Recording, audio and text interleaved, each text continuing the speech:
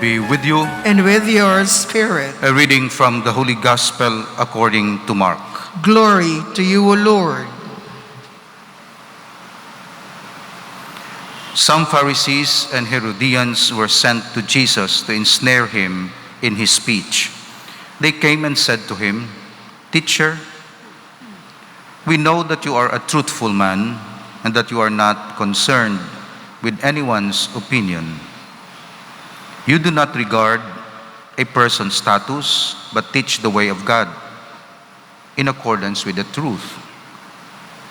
Now, is it lawful to pay the census tax to Caesar or not? Should we pay or should we not pay?" Knowing their hypocrisy, he said to them, "Why are you testing me? Bring me a denarius to look at." Then they brought one to him and he said to them, "Whose image and inscription is this?" And they replied, "Caesar's." So Jesus said to them, "Repay to Caesar what belongs to Caesar, and to God what belongs to God." They were utterly amazed at him. The Gospel of the Lord. Praise to you, Lord Jesus Christ. Continue to meditate on the message, the events and message of Fatima. So yesterday, the apparition on July 13, 1917, which was the time when the Blessed Virgin Mary, the Immaculate Conception, revealed the three secrets of Fatima, namely, in summary, the conversion of an individual person. That's the first secret. It's about the vision of hell. If you are not converted, you'll go to hell. The second is the secret on the public life, political life, as revealed by the Blessed Virgin Mary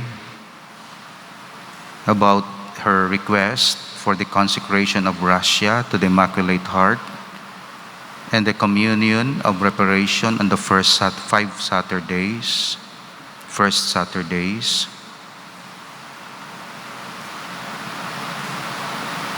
And the last, which was not written in this book, but directed that it was written by Lucia, and the letters were submitted to the Pope. It's about the religious life, what will happen to the church. So it's about the self, political life, and church life. There was a warning, there was an instruction, and there was a remedy for each petition. Sa amo ining matabo, may warning. Amo ining himuon ninyo para hindi na matabo, may instruction. Kag mag-pray ka mo sang rosary, may remedy siya. So amo na ang third secret of Fatima. For us, it's no longer a secret. Some of the predictions, so to say, of the Blessed Virgin Mary, the warnings had happened already. And I think we are at the Fatima stage, the realization, good or bad, of the Fatima secret. That's why we are listening to the message of Fatima. That's why I'm most particular with the message of Fatima rather than anybody. Of course, our Lord Jesus Christ, the Holy Spirit, and our authorities by reason of obedience, but more so because of the message of Fatima. That's why amo na ini ang kakalatabo. Sinong nagabalik sa mensahe sang Fatima? Diin kita gakuha sang aton signal graces. Sino naghatag sa aton sa signal kundi makadto ang kalibutan? Sino ginasunod naton? Ari na gid nga klaro ho. Damo pa kita sa mga kun ano-ano. That's why gatalang kita dito na may signal na go this way. Hala, libot pa nga libot.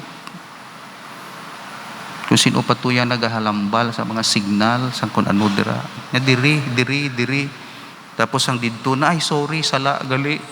Balik naman ta, balik. Tapos diri naman diri. Nagdiretso naman kita to. Ay sorry, sala. Balik. Hala kita nga balik. Tungod ang message, wala ginapamatian. Wala ang instructions, wala ginasunod. Naga-intervene ng heaven. Tani mamati. Well, hambal ni Mother Mary, pray for sinners. Of course, kitang number 1 nga sinner. That's why sa third apparition, amo nang ginbilin niya, siling niya, pray after the rosary sa every mystery. Oh my Jesus, forgive us our sins. Save us from the fires of hell. Lead all souls to heaven, especially those who need most of thy mercy. That was Fatima. This prayer is Fatima, from the very mouth of the Blessed Virgin Mary. That's why pray this phrase, this prayer. So wala na niya gin-invento lang, iban nga prayers, ga-invento. Ako ga himo-himo man ko nobina, ga invento man ko sa mga litany. Okay, basta diri lang sa lapas. Wala ko man ginapabalo, kay kinanglan ko pabalo mo na sa iban, may approval sa obispo. Tingay mo himo, ti akon na iya. Halin niya sa akon mind, kakalon sa akon prayer. Okay. Yung most especially kung ang saints, wala sang litany, nabasa akong iya life, kagang iya life, ginaamat-amat ko, nahimo ko litany. Pero may ngalan sa dalom, this is only for the parish of La Paz, the use of parish of La Paz. Kaya ti bawal man mag-share silang prayer without the approval of the bishop. Most especially kung public kag official. That's why be careful kamo ha. Magtukod-tukod kamo sang prayer, basta inyo lang kag ibutang nyo sa kwarto nyo pag gusto kamo. Pero kung magtukod kamo sang prayer kag imprenta ninyo kag pagamit sa iban, lisensya man. Kay may sensor ina, may ga-check sina kung eksakto o hindi. Okay? Sa instructions. Wala ko ga question sa spirituality. Kung isa imo na spirituality. Pero kung maghimo ka sang prayer, no. Kung himuon mo na kag public, kag tapos panagtag mo da, pabutang-mutang mo to sa likod, lisensya. That's why ginpa-stop ko ang napamutang-butang sa una sa likod. Kaya kung sa ano-ano nga mga prayers, kung isa hindi eksakto sa teaching sang church. So ginpa-stop ko. Dito ka mo panagtag sa gwa. Bahala ka mo kung sa gwa ka mo da. Pero sa simbahan, no. Kinahanglan sa simbahan niya, may approval ko. Kay simbahan niya, karon mabutang mo da, karon na binila iyan na sa simbahan nga prayer. Kung lain-lain imo prayer da. Na mo na. Pero kung imo lang ya, imo sa diary mo, sige, i-compose ka da sang prayer. Basta sa imo lang private use. Now, this prayer is from the Blessed Virgin Mary. Oh my Jesus, forgive us our sins. Save us from the fires of hell. Kaya may vision of hell. Lead all souls into heaven, especially those who need most of thy mercy. Kagiban nga mga short prayers. Short prayers. Halimbawa, Lord have mercy on me. Oh, Lord bless him. Lord listen to our prayers. Lord, I worship you. Na mga short phrases ng prayer. So gina-repeat mo na kada adlaw. May ara kita nga structured prayer like mass, liturgical prayer, breviary para sa mga pari and some of you, rosary and devotions, novena, okay? Pero may ara man nga mga short phrases ng prayer. Okay? Kag ginagamit naton ina either sa tiyempo nga kinanglanon ta, o may inspiration ta to worship God, o nakasala kita, Lord have mercy, forgive me. Kung ano dira, mga prayers, ejaculatory prayers. Between July 13 and August 19, matapos naging reveal ang Blessed Virgin Mary, amuning natabo. The 3,000 people present in 13 July at the Cova da Iria had made known everywhere the announcement of the great miracle promised by Our Lady on the following 13th of October. So from 3,000, nahimo nga 10,000, nahimo nga 20,000, pagka October 13, suno sa report, 100,000 people naka-witness sang dancing of the sun. This forced the political power during that time and press to react. The first articles of the newspaper, all controlled by the Freemasons, tried to ridicule and caricature both children and events. On August 11, the children, together with their parents, were summoned to appear before the local district administrator, who was old and ferocious and a Freemason for 30 years. Lucia wrote, "The administrator was determined to force me to reveal the secret and promise him never again to return to the Cova da Iria. To attain this end, he spared neither promises nor even threats.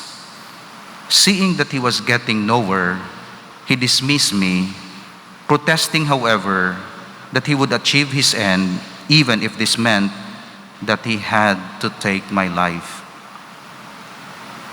Hamak mo na, 11 years old, 10 years old nga bata.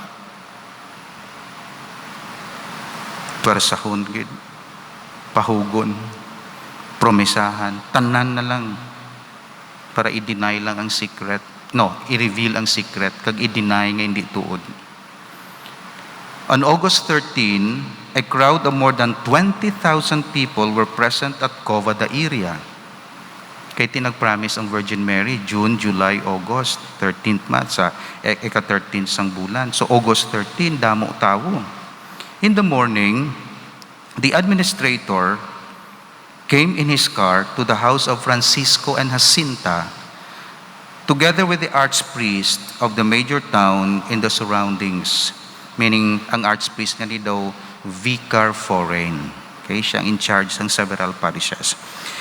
He pretended that he believed in the apparitions in the administrator, Freemason, and had come to the security of the children. So first, he took them together with the vicar foreign to the presbytery, where the parish priest, in the presence of the administrator, interrogated the children again. After the interrogation, the administrator, declaring that he was not convinced now, pero peke, arte-arte lang siya, invited the children to be driven to the place of the apparition for their safety. O, dali na kita. Okay, sige. O, kadiretso na tato sa Cova da Iria. Siling sang administrator daw, mayor sa aton. But instead of bringing them to the Cova da Iria, he turned towards his town. When they arrived, the administrator shut them up in a room and declared that they would not get out until they had revealed the secret. Damo na to tao, 20,000 tao to sa Cova da Iria, gindalang bata sa balay sang mayor primero. Kidnapping. Meanwhile, the people waited at Cova da Iria in vain for the arrival of children. Somebody announced that the administrator had kidnapped them. I don't know what would have happened if we hadn't heard the clap of thunder, siling sang witness. I was much the same as the last time, July 13. Many people were shocked and some of them began to cry out that they would be killed. Okay, so sa Cova da Iria, samtang na prisong mga kabataan, dito mga tao gahulat. may kilat, katudutudo. Everyone began to spread out away from the tree on which Our Lady already appeared 3 times. But of course, nobody was killed. After the thunderclap came the flash of lightning. And then we began to see a little cloud, very delicate, very white, which stopped for a few moments over the tree and then rose in the air and disappeared. Of course, this is the sign of the presence of the Blessed Virgin Mary. The majority of the pilgrims confirmed this sin. The people said to each other, "Certainly, Our Lady came. What a pity that she did not see the children." In the meantime, the children were subjected to uninterrupted interrogations. Psychological, no? 9 in all. Sige, mangkot, bulos-bulos sila, hala, sige. Basta pa confused lang kabataan, pahugon, may promise, amuni. So may mga maunang, andaman mo, si mama mo to, andaman niya yata. Kung ano lang pamahog sa kabataan. So imagine ko ang ilang suffering, torture. Only on 14 August, the following day, where they were questioned separately and also examined by a doctor without any result. Therefore, the administrator decided to use stronger weapons. He put them into the public prison. Jacinta suffered horribly because of the separation from her parents. Francisco was most hurt that he had missed the rendezvous with Our Lady. So sa Jacinta, si mamaya, gahibi siya. Pungaw siya kay mamaya. Si Francisco, na-hurt kay ti. May promise ang Virgin Mary. Si Francisco makakita pero hindi makabati sang ginahambal sang Blessed Mother. Pero nagwapahan siya sa mahal nga Birhen. Nagwapahan gid siya. The prisoners were very good with the children and tried to console them. Sister Lucia writes in her memories, "Next, we decided to pray a rosary. Jacinta took off a medal that she was wearing round her neck and asked a prisoner to hang it up for her on a nail in the wall. Kneeling before this medal, we began to pray. The prisoners pray with us. Afterwards, Jacinta, who no longer wept during the interrogations, began sobbing as she thought of her mother. Jacinta, I asked, don't you want to offer the sacrifice to our Lord? Yes, I do. But I keep thinking about my mother and I can't help crying. As the Blessed Virgin had told us to offer our prayers and sacrifices also in reparation for the sins committed against the Immaculate Heart of Mary, we agreed that each of us would choose one of the intentions. Kita nyo? Mga inosente nga bata, kabalo magpangita pa maagi. O imo ito, ikaw to intention sina ha? Personal life. Wala man sila gamo na. Pero imo ya personal life. Conversion of sinners. Ako ya, diri ko ya na. Tani amo man kita sina na divide the prayer. One would offer for sinners, another for the Holy Father, and yet another in reparation for the sins against the Immaculate Heart of Mary. Oh, kita nyo, sinner, religious, Holy Father, and then Immaculate Heart of Mary, mutong sa Russia. Having decided on this, I told Jacinta to choose whichever intention she preferred. I'm making the offering for all the intentions because I love them all. Suddenly, a guard appeared who in a fearsome voice called out to Jacinta, "The oil is boiling now. Tell the secret if you don't want to be burned." O, hari na pamahog nila, I can't. So you can't. Then I'll make you able to. Come. She left immediately, Jacinta, without even saying goodbye. Then Francisco confided to me with boundless joy and peace. Si Francisco yan, nalipay ya. Siling yan na, if they kill us, as they say, we'll soon be in heaven. How wonderful. Nothing else matters. May amo ka mo sini? May amo ka mo sini? Gusto niyo patay, kay diretso sa langit. O, siya si Francisco, ya. Then after a moment of silence, ako way pa ko sina, nadlok ko ya ako. Siya, ya, no. Then after a moment of silence, my God, grant that Jacinta not be afraid. I will say an Ave Maria for her. Munang hambal ni Francisco. Shortly after, the guard came to look for Francisco, then Lucia, always the same scenario. The administrator made a third threat. All three of them would boil together. Still, he did not obtain the secret or any kind of confession. Grabe gid ang ilang faith, no? So ano pang pamaag. The next morning, after a final interrogation, the children were conducted back to Fatima. As everyone was very upset at the administrator and also at the parish priest, the latter, the parish priest, understanding the trickery of the administrator, wrote a public declaration that he had nothing to do with the odious and sacrilegious act which was committed by the sudden kidnapping of the three children. Thanks to his public letter, the events of Fatima were published for the first time in the Catholic press. So wala nila makita ang mahal nga Birhen, 13 of August, kay dito sila sa prisuhan. 14th of August, ginbuyan sila, kagindala sa Fatima. Balik. Pero sa 19th of August, nagpakita ang mahal nga Birhen kay Lucia kag kay Francisco, wala si Jacinta, sa lugar away from Cova da Iria. Ang reason, we don't know. Titanawon naton nga nagpakita ang mahal nga Birhen kag hindi sa original place nga gin-promise niya. Of course, ang iya message sa aton duha gihapon, prayer and sacrifices. Prayer is from the heart. Sacrifices from the will. Prayer is affection. Sacrifices is action. That's why ginakumpleto gid sa mahal. Prayer and sacrifices. Kay kung prayer ka lang, kulang-kulang. Kay ti heart man lang na, words, wala. Kinanglan may upod nga sacrifice. May action gid. I think amo na ang kulang sa aton, either prayer ka lang o action ka lang. Pero sa Katoliko, gaupod ang duha. Prayer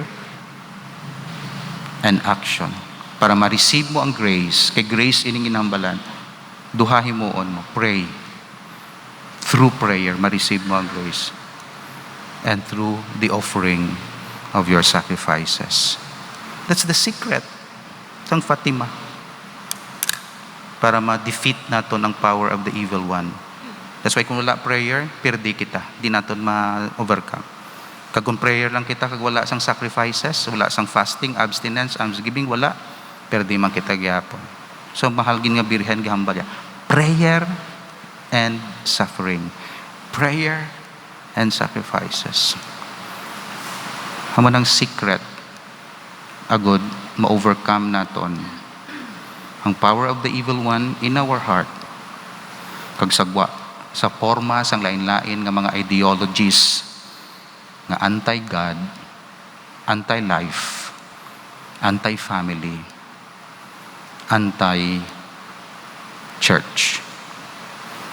So, Blessed Mother of Fatima, Our Lady of Fatima, pray for us. Please stand. Father, you sent your word to bring us truth and your spirit to make us holy. Through them we come to know the mystery of your life. Help us to worship you, one God, you who live and reign forever and ever. Amen.